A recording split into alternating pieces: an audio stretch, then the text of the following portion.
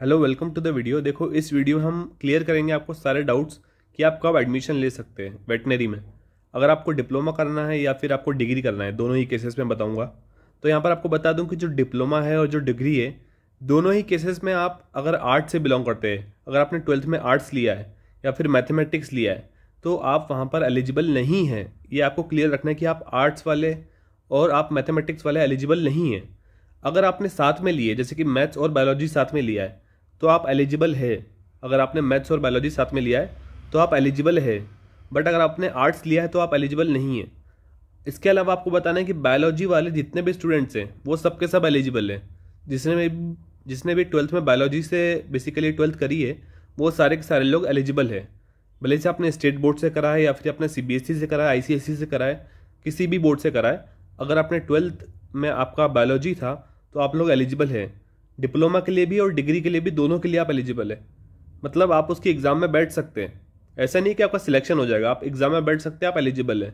ठीक है, उसके बाद आपको एग्ज़ाम देनी होगी। उसके बाद आप अगर क्वालिफाई करते हैं, कट ऑफ के ऊपर मार्क्स आते हैं, तो फिर आप वहाँ पर बिल्कुल आपको एडमिशन मिल जाएगा।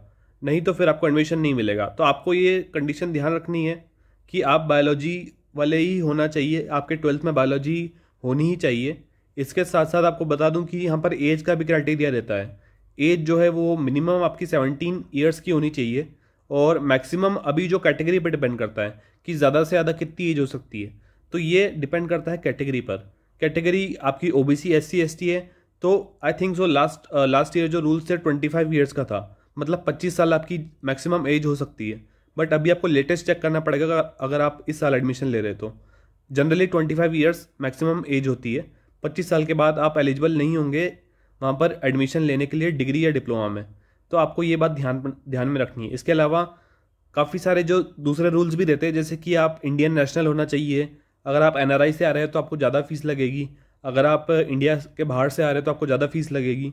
तो ये सारे कुछ छोटे मोटे रूल्स हैं, बट जो मेन रूल है वो मैंने आपको बता दिया है। एक तो बायोलॉजी वाला है, और दूसरा जो है आपका, मैंने आपको बताया कि जो आपका एज वाला जो फैक्टर है। तो ये जो 2-3 रूल्स है आपको ध्यान रखने हैं। इसके बिना आप एडमिशन नहीं ले पाएंगे।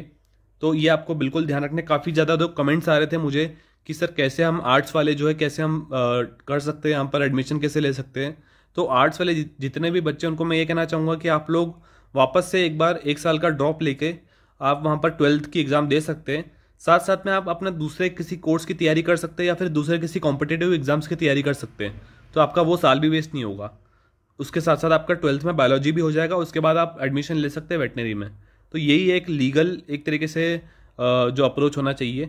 इसके अलावा काफ़ी सारे लोग दूसरी हरकतें भी करते हैं कि फेक मार्कशीट बनवा ली या फिर ऐसा कुछ। तो बिल्कुल आपको ऐसा नहीं करना चाहिए, बिकॉज अगर आपके आने वाले फ्यूचर में अगर आपको ऐसा कहीं भी आपके डॉक्यूमेंट वेरिफिकेशन में आपको पकड़ा जाता है, तो आपके अगेंस्ट लीगल एक्शन होगा, और आपको बिल्कुल मतलब आपका फ्यूचर फिर पूरी तरीके से डिस्ट्रॉय हो सकता है। तो यहाँ पर आपको इस तरीके की कोई भी हरकत नहीं करनी कि आप फेक मार्कशीट बनवा करके आप वेटनरी में एडमिशन ले ले।